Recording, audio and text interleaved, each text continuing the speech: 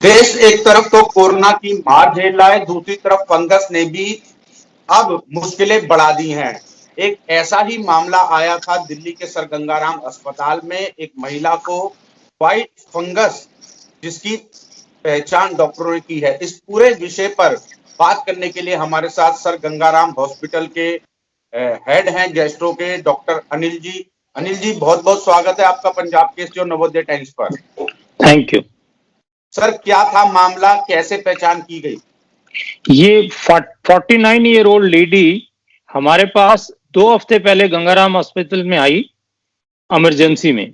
तब उसको 5 दिन की हिस्ट्री थी एब्डोमिनल पेन, वॉमिटिंग और लूज मोशन की। और आने से 2 दिन पहले उसका पेट फूल गया था और हवा नहीं पास हो रही थी। उसका ब्लड प्रेशर बहुत लो था और सांस में दिक्कत थी। तो हमें लगा उसको कोरोना वायरस इन्फेक्शन ना हो। तो सीटी स्कैन में ये मिला कि उसके इंटेस्टाइन्स में एयर लीक हो गई है, परफोरेशन हो गया। So with diagnosis of perforation peritonitis मतलब इंटेस्टाइनल लीक विद सेप्टिसीमिया, इसको एडमिट किया।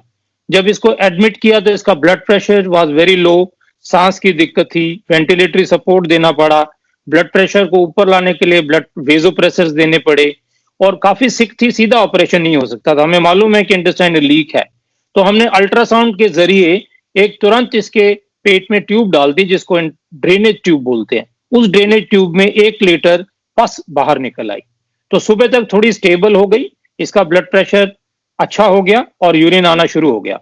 तब इसको ऑपरेशन थिएटर में लिया गया। तो डॉक्टर समीरन नंदी जो हमारे हेड ऑफ द डिपार्टमेंट है जीआई सर्जरी के, उन्होंने इनका ऑपरेशन किया और उसको फूड पाइप के लोअर हिस्से में, जी जंक्शन पे और कोलन में इसको होल से परफोरेशन था और ड्यूडेनल जेजुनल जंक्शन पे जो स्टमक और प्रॉक्सिमल स्मॉल इंटेस्टाइन का जंक्शन था, उसमें इसको कुछ एरिया बिल्कुल नेक्रोस हो गया था, डेड हो गया था। तो डिस्क जैसे आपका एक ब्रिज है, बीच में ब्रिज टूट गया तो कंप्लीटली स्लफ ऑफ होके वो एरिया डेड हो गया था। तो जो डेड एरिया था उसको निकाल दिया और जो मल्टीपल होल से उसको स्टिच कर दिया। तो जब उसको बायोप्सी के लिए भेजा तो उसमें हमें मिला कि ये व्हाइट फंगस, जिसको लेमन लैंग्वेज में बोलते हैं, हम अपनी मेडिकल लैंग्वेज में इसको कैंडिडा बोलते हैं। तो कैंडिडा इन्फेक्शन ने इम्यूनिटी सप्रेशन की वजह से इसको मल्टीपल होल कर दिए और ये पूरे ब्लड में फैल गया। तो उसको मल्टीपल परफोरेशन विद सेप्टिसीमिया से हमारे पास एडमिट हुई थी। सर, किस तरह की चुनौती आई और ये सिटी स्कैन के अंदर पता चला कि इसे व्हाइट फंगस है? जब सीटी स्कैन से तो सिर्फ यही पता लगता है कि आपको परफोरेशन है, इंटेस्टाइन में होल हो गया है। होल होने की वजह से पेट में फ्लूइड लीक कर गया, क्योंकि नॉर्मल इंटेस्टाइन्स में 4-5 लीटर जूसेस होते हैं, डाइजेस्टिव जूसेस, एसिड होता है स्टमक से, पैनक्रियाटिक जूसेस होते हैं, बाइल होता है जो खाना पचाने के काम आता है, प्लस जो आप खाना खाते हैं वो इंटेस्टाइन में जाता है। तो जब इंटेस्टाइन लीक करे जाएंगी तो ट्यूब से ये सारा का सारा फ्लूइड बाहर लीक कर गया और उसमें पाया गया कि अल्सर के बेस में और पेट के फ्लूइड में और ब्लड में, तीनों में कैंडिडा मिला।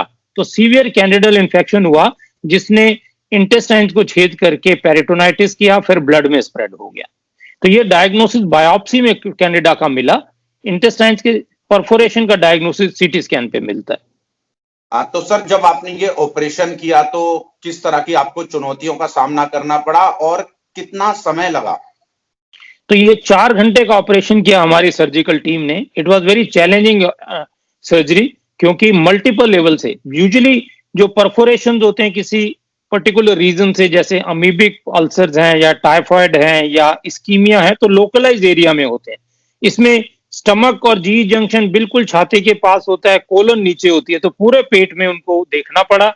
कहीं और अल्सर्स तो नहीं थे और परफोरेशन नहीं था, और टोटल जो एरिया डेड था उसको निकाला, बच्ची खुची आंत को सिया और एक बाहर ट्यूब डाली। तो सारे प्रोसीजर में 4 घंटे का समय लग गया। It was a difficult procedure. Lucky she tolerated the procedure well, and then she was better after first surgery. थोड़े टाइम के बाद, 5 दिन के बाद, फिर इसको एक और लीक हुआ जिसके लिए she had to undergo a second surgery. तो सर, इन्हें क्या कोविड था? कोविड की शिकायत थी, क्या था? तो जब हमने इनके सारे टेस्ट किए तो हमें पता लगा इसको कोविड एंटीबॉडी स्ट्रांगली पॉजिटिव थी। इसका मतलब ये हुआ कि इसको कोविड इन्फेक्शन अभी रिसेंटली हुआ। इसको दिसंबर में कैंसर था ब्रेस्ट का जिसके लिए ऑपरेशन हुआ। फिर इसको 1 महीना पहले कीमोथेरेपी मिली। तो कैंसर की वजह से इम्यून सिस्टम सप्रेस था, इम्यूनोथेरेपी की वजह से, कीमोथेरेपी की वजह से इम्यून सिस्टम सप्रेस हुआ, और कोविड ने इम्यून सप्रेशन सेटल किया, कम किया। इन तीनों की वजह से, तीन कारणों की वजह से इम्यून सिस्टम, जो कि एक नॉर्मल आदमी का अच्छा स्टेबल होता है, और जो कैंडिडा एक नॉर्मल पार्ट है इंटेस्टाइन का, आपकी और मेरी इंटेस्टाइन में भी कैंडिडा है, पर वो हमें तंग नहीं करता, हमारे साथ एक समझौता करके रहता है।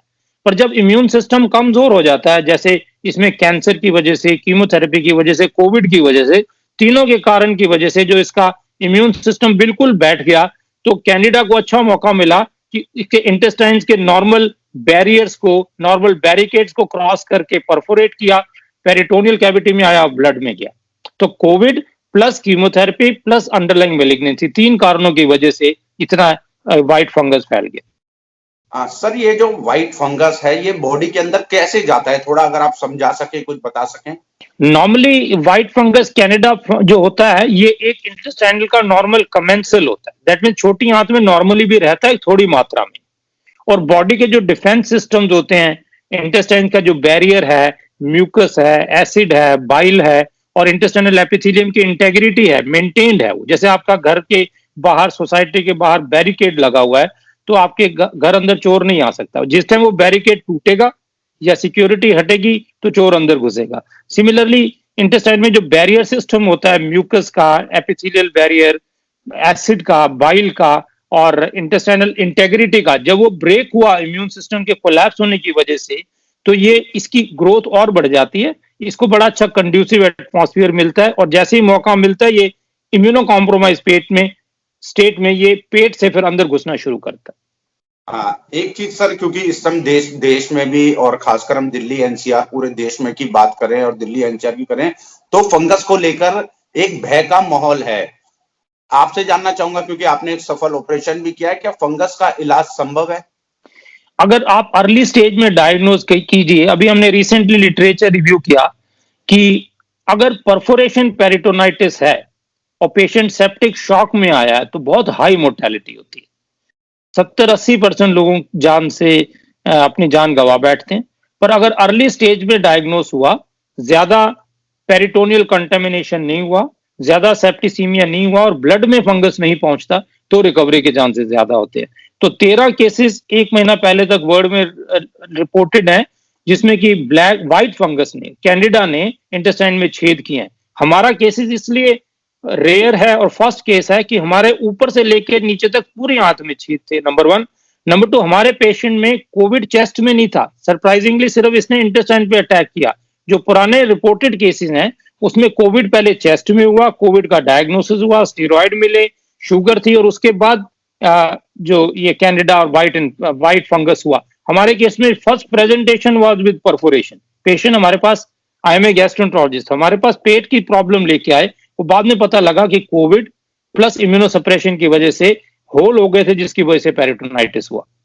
बिल्कुल सर, ये तो विश्व के अंदर पहला ऐसा मामला है, और साथ ही एक चमत्कार कहेंगे इसे, कि गंगाराम के डॉक्टर ने एक बार फिर चमत्कार किया।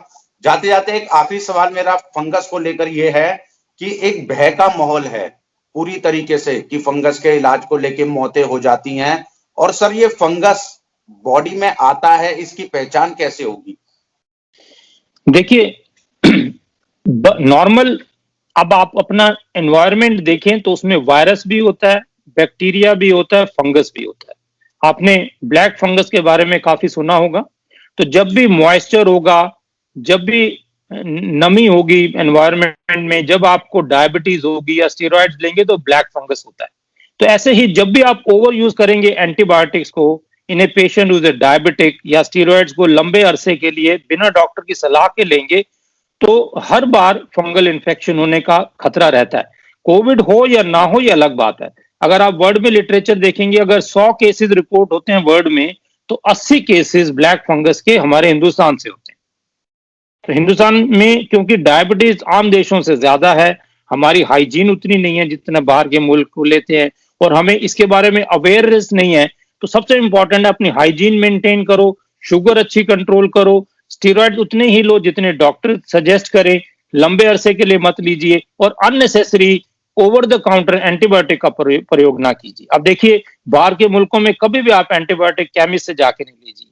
हमारे यहाँ खुलेआम कैमी से बिना प्रिस्क्रिप्शन के दवा मिलती है। तो ये रेगुलेटरी अथॉरिटीज के लिए जरूरी है कि अगर वो ये चीजों पे ध्यान करें, कंट्रोल करें, स्ट्रिक्ट लॉ बनाएं, then we can save a lot of patients with injudicious use of steroids and antibiotics. बहुत बहुत शुक्रिया डॉक्टर अनिल अरोड़ा जी, पंजाब केसरी नवोदय टाइम्स से बातचीत करने के लिए, और आपने जिस तरह पूरा ये मामला बताया कि किस तरीके से एक बार फिर गंगाराम की टीम ने, डॉक्टरों की टीम ने एक चमत्कार किया है और एक महिला जो कि अब पूरी तरह से स्वस्थ महसूस कर रही है। बहुत बहुत धन्यवाद sir. Thank you ji, thank you.